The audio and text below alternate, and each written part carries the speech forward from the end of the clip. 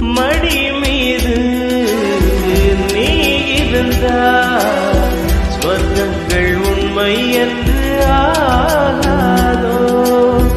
நொடி நேரம் பிரிந்தாலும் காலங்களும் நின்று போகாதோ.